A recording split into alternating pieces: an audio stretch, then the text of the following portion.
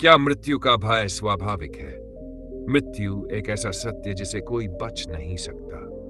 फिर भी यह शब्द सुनते ही हमारे मन में डर बैठ जाता है। हम जीवन में कितना भी सुख संपत्ति कमा लें, कितनी भी ऊंचाइयां छू लें, लेकिन जब मृत्यु की बात आती है तो सब कुछ बेमानी लगने लगता है। यह भय केवल आम मनुष्यों को ही नहीं होता, बल्कि बड़े बड़े राजा महाराजा भी इससे अछूते नहीं रहे। वे भी मृत्यु से बचने के उपाय खोजते रहे, अमर होने की इच्छा रखते रहे। लेकिन क्या यह संभव है? क्या कोई वास्तव में अमर हो सकता है? आज की इस कहानी में हम आपको ले चलेंगे एक ऐसे राजा के जीवन में जिसने बुद्ध से अमृत का रहस्य पूछा, लेकिन जो उत्तर उसे मिला वह उसकी पूरी सोच ही बदल गया। अगर आपको हमारी कहानियां पसंद आती हैं तो चैनल को जरूर सब्सक्राइब करें और बेल आइकन दबाएं ताकि आपको नई कहानियों की अपडेट मिलती रहे। बहुत समय पहले की बात है। मगध राज्य में एक शक्तिशाली राजा राज करता था। उसके पास अपार धन दौलत, ताकत और वैभव था। लेकिन इन सब के बावजूद उसके मन में एक भय हमेशा बना रहता था, मृत्यु का भय। राजा सोचता, अगर मैं संसार का सबसे शक्तिशाली व्यक्ति हूं तो क्या मैं मृत्यु को भी हरा सकता हूं?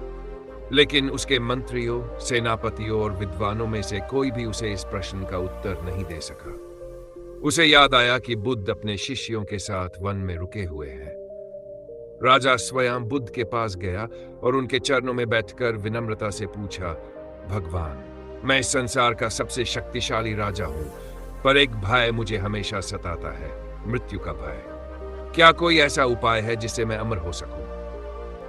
बुद्ध मुस्कुराए और बोले, राजन, यदि तुम सच में अमर होना चाहते हो तो मैं तुम्हारी मदद कर सकता हूं, लेकिन पहले एक कार्य करना होगा।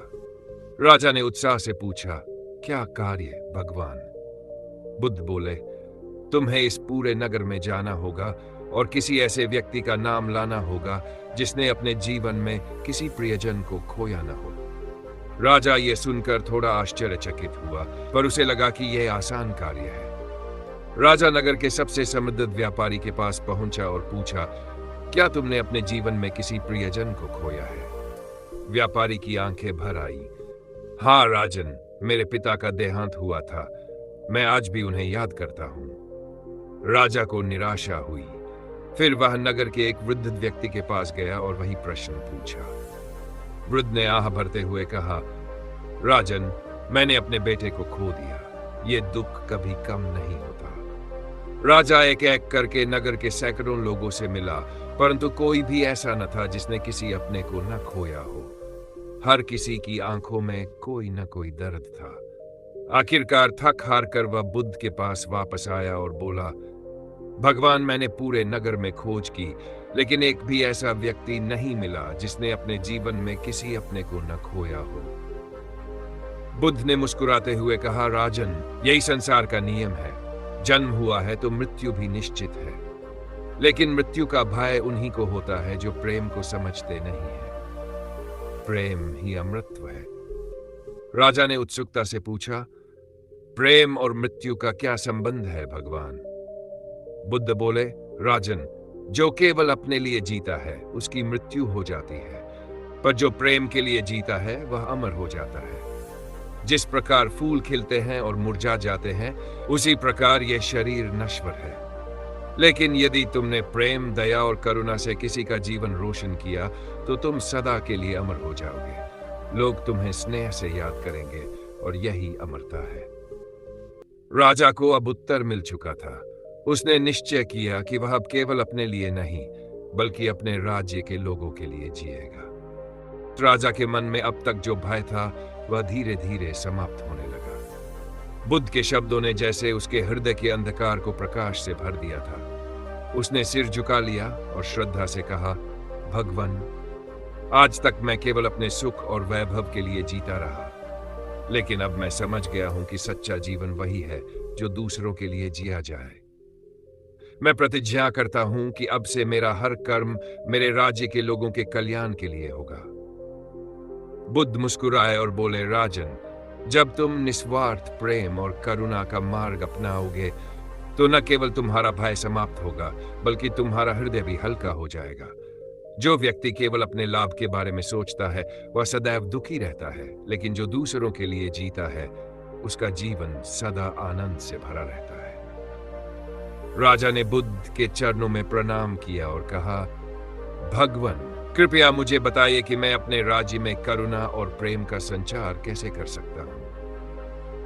बुद्ध ने उत्तर दिया, राजन, जब तुम अपने हर निर्णय में प्रजा का हित देखोगे, जब तुम बिना किसी भेदभाव के हर व्यक्ति के प्रति दयालु रहोगे, जब तुम्हारा हृदय अहंकार से मुक्त होकर सेवा के लिए समर्पित होगा, तब तुम्हारा राज्य भी सुखी होगा। करुणा केवल शब्दों में नहीं, बल्कि कर्मों में झलकनी चाहिए। यदि तुम्हें किसी भूखे को भोजन देने का अवसर मिले, तो उसे प्रेम से दो। यदि कोई दुखी हो, तो उसे सांत्वना दो।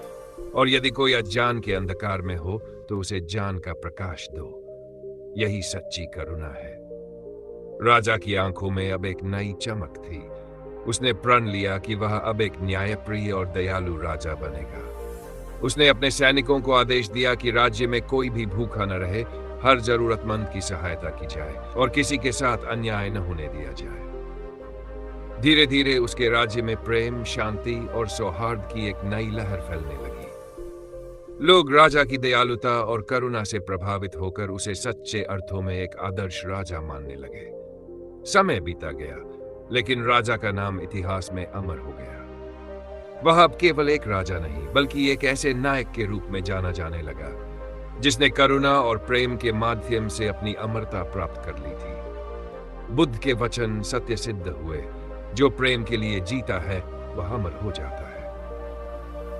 इस कहानी से हमें यह सीखने को मिलता है कि मृत्यु का भय तभी होता है जब हम केवल अपने लिए जीते हैं। लेकिन यदि हम प्रेम, करुणा और दूसरों के कल्याण के लिए जिए, तो हम मरने के बाद भी लोगों के दिलों में जीवित रहते हैं।